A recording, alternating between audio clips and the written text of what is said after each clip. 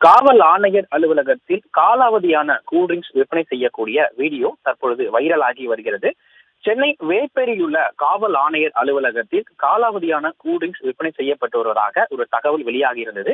இது தொடர்பாக தற்பொழுது ஒரு வீடியோவும் வைரலாகி வருகிறது. இன்று மதியம் இளைஞர் ஒருவர் காவல் ஆணையர் அலுவலகத்தில் உணவு அருந்திவிட்டு கூல்ட்ரிங்க்ஸ் கொக்கோ கோலா என்கிற கூல்ட்ரிங்க்ஸ் வாங்கியிருக்கிறார். அந்த கொக்கோ கோலா கூல்ட்ரிங்க்ஸ் குடித்து பார்க்கும் பொழுது புளிப்பு தன்மை இருந்ததாக தெரிய வந்திருக்கிறது. உடனடியாக அந்த இளைஞர் நேரடியாக அந்த கேண்டீனில் இருக்கக்கூடிய ஊழியரிடம் முறையிட்டிருக்கிறார். அவர் அந்த பாட்டிலை வாங்கி வைத்துக் கொண்டு அவர் அந்த இளைஞர் கொடுத்த பணத்தை திருப்பி கொடுத்திருக்கிறார்.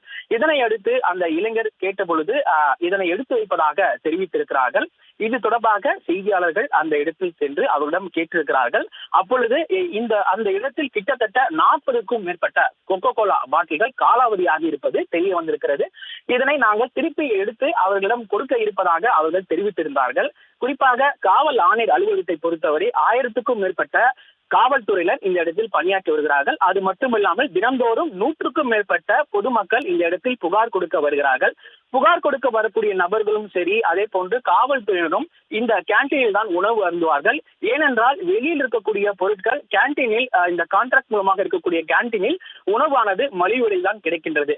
அதன் அடிப்படையில் இந்த கூல்ட்ரிங்க்ஸ் காலாவதியாகி இருப்பதும் கிட்டத்தட்ட 10 நாட்கள், 20 நாட்கள், 30 நாட்கள் வரை காலாவதி ஆகியிருப்பது தெரிய வந்திருக்கிறது. இது தொடர்பாக காவல் ஆணையருக்கு இந்த தகவல் சென்றிருக்கிறதா என்பது தெரியாது. ஆனால் இருப்பினும் தற்பொழுது இன்று மதியம் அந்த இளைஞர் இது போன்ற அந்த கூல்ட்ரிங்க்ஸை வாங்கி குடிக்கும் பொழுதுதான் அது காலாவதியாகி இருப்பது தெரிய வந்திருக்கிறது. இது தொடர்பாக அவர் புகார் அளிக்க இருப்பதாக தெரிவித்திருக்கிறார். மேலும் இந்த தகவல் தொடர்பாக ஏற்கனவே கடந்த 1 மாதத்துக்கு முன்பு ஆல்பர்ட் திரையரங்கில் கூட இதே போன்று காலாவதியான கூல்ட்ரிங்க்ஸ் ஆனது விற்பனை செய்யப்பட்டது. அந்த இடத்தில் உணவு பாதுகாப்புத்துறை அதிகாரிகள் நேரடியாக விசாரணை மேற்கொண்டு அந்த கூல்ட்ரிங்க்ஸை பறிமுதல் செய்தது மட்டுமல்லாமல் அபராத தொகை விதித்தும் அவருடைய உணவு வழங்கக்கூடிய அந்த லைசன்ஸையும் அவர்கள் பறிமுதல் செய்திருக்கிறார்கள். இந்த நிலையில் இந்த இடத்தில் உணவு பாதுகாப்புத்துறை அதிகாரிகள் வருவார்களா என்பது தொடர்பாக இந்த இளைஞர் அவர்களும் முறையிட்டிருக்கிறார்.